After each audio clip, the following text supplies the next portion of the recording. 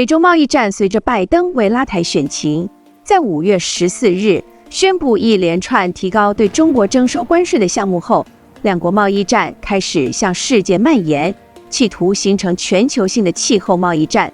近期，美国财政部长耶伦开了第一枪，在 G7 财长会议无预警抛出不在议程里的讨论事项。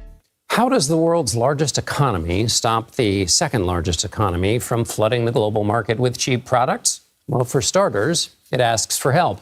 The Biden administration argues China subsidizes its products so aggressively and produces them at such scale, it undermines the economic output of other countries, which should be a global concern.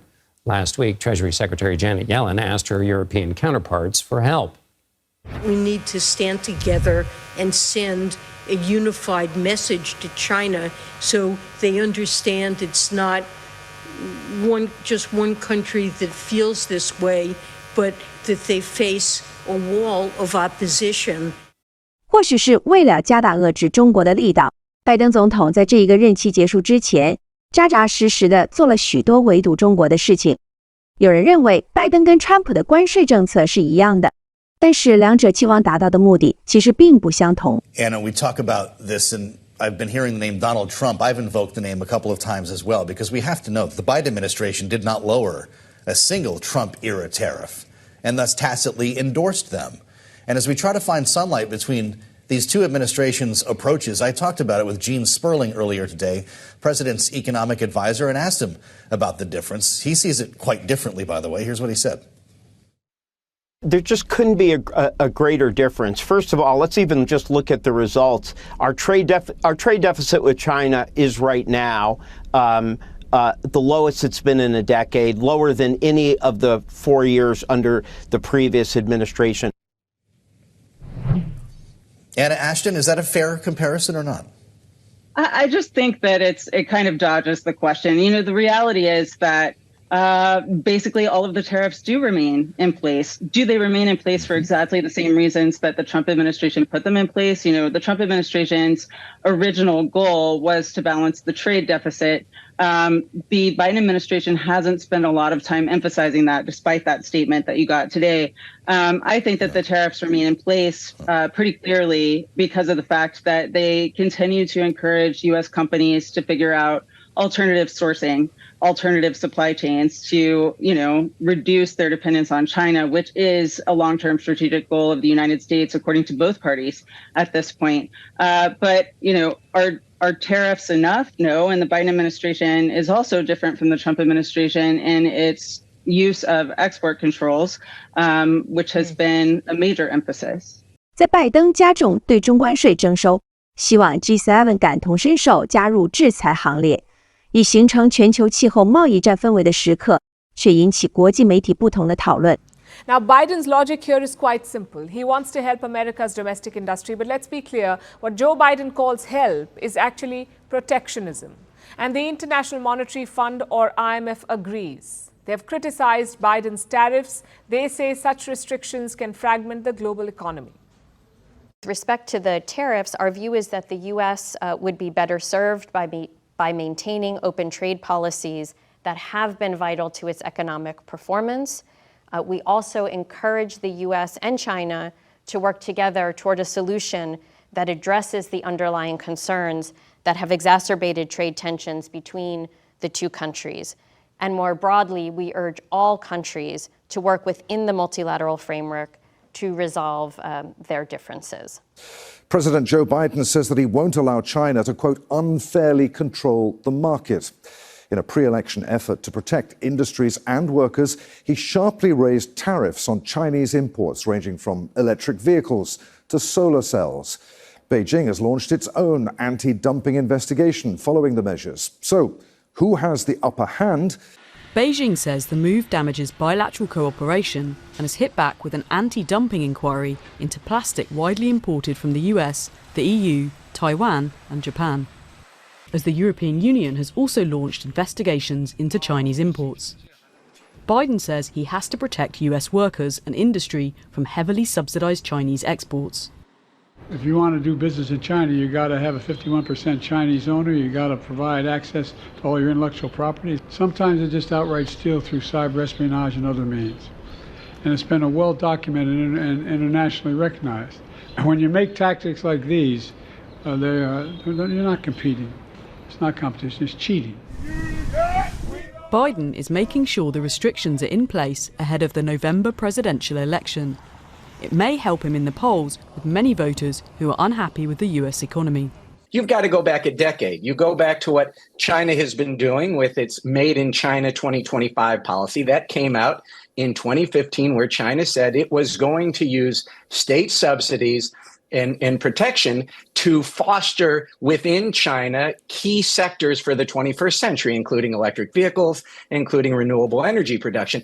That policy of China's was very successful. And now China has a huge head start into these sectors. And as President Biden said, we need these sectors ourselves in the United States. So to compete on a level playing field, we have to put tariffs on those types of sectors. So it's not about banning Chinese goods. It's not about tariffing all of Chinese goods, as President Trump said he would do in a second term. It's really looking at those sectors that are strategic to the U.S. and have had unfair subsidies from China.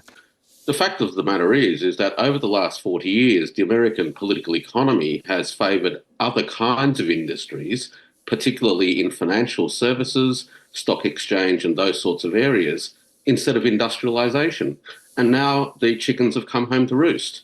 It's not like there's been a hidden agenda here. As your other guest has mentioned, China announced in 2015 a political and policy priority around domestic value adding and moving up the value chain. And of course, it's been focused on things like electric cars well before then.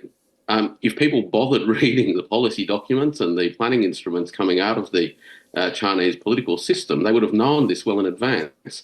All right, Stephen, it's perhaps no coincidence that this is an election year in the US. I mean, are Biden's moves politically motivated, do you think? Is this an attempt to grab voters? Well, look, there's no question any move by any administration in a presidential election year is going to be looked at through that election. So that is a given. I think the Biden administration would argue in this case that this is good policy and good politics.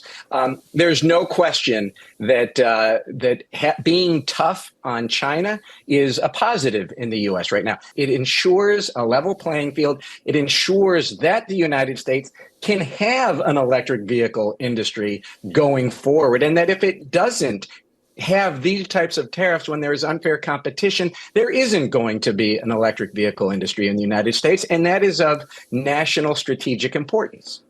You know, as the other guest has noted, the U.S. hasn't been investing in infrastructure in the United States as much as it should have been, and it's trying to do that now, and so it's going to give it a chance. The tariffs that have been extended were put into place by Donald Trump and have been in place for that $300 billion has been in place for a few years now. So it's not going to have any new inflationary impact because that has already taken place. So it's not going to really have any short-term impact on the economy, unless you're talking about extraordinarily specific sectors, maybe on certain medical devices, but that's about it. 不论拜登对中国的关税政策对美国、对中国会产生什么样的影响，他已经敲醒全世界，从各个不同的角度去检视中国绿色产业崛起的原因与对未来造成的影响。近期，哈佛大学甘乃迪学院国际政治经济学教授 Danny Rubrick 在 Lead Media 发表一篇 Don't Fret About Green Subsidies Roads to Prosperity 的文章，开宗明义就提到 A trade war over clean technologies is brewing。他说，中国以令人难以置信的速度扩大其绿色产业。目前，它生产了全球近80%的太阳能光电模组、60%的风力涡轮机，以及60%的电动车和电池。光是2023年，其太阳能发电装置容量成长就超过了美国总装置容量。而这点从西方的角度来看，不免提出产能过剩的质疑，甚至提出补贴战、中国贸易冲击 2.0 等恐吓性的词汇。但 Danny 认为，再生能源和绿色产品供过于求，正是气候医生所下的命令。Danny 提到，因为中国在绿色产业上长足的进步，使得这10年间太阳能价格下降了80%，离岸风电价格下降了73%，陆上风电价格下降了57%，电池价格下降了80%。这些让绿色能源可以是廉价，并真实进入人类生活，协助改善气候环境的真实数字，激励全球期望世界更好的人们的渴望。所以丹尼认为，政府激励措施搭配民间投资和学习曲线是一个非常强大的组合，而这也正是此刻全球多数国家在眼里学习的。就连站在绿能第一线的德国巨头西门子能源公司首席执行官 Christian Bruch 也在接受 Forbes 的采访提到，没有中国的能源转型是行不通的，并且试图在没有中国供应的情况下建造风力涡轮机几乎是不可能的。全球能源政策中心的研究学者 Tom Morenhout 也在 Center on Global Energy Policy 提出看法，他认为透过关税来保护自身市场的这个政策根本不足以抗衡中国在供应链中所占的主导地位，反而有可能会增加全球能源转型的成本。想要达到遏制中国的目的，美国还需要国际盟友的支持，以及与矿产资源丰富的不结盟国家合作。所以全球气候贸易战会是个假议题吗？ White House statement says that, look, in spite of the tariffs that might have been put in the past, and Donald Trump tried to launch a trade war with China, but obviously this is the election year in America, and this White House statement says that what Trump administration did not succeed. That has failed. So we are doing new things in spite of whatever the Trump administration might have done in this area, that is batteries, critical minerals, magnets. In all these areas, the Chinese still control 80% of the global supply chains, and that is not acceptable.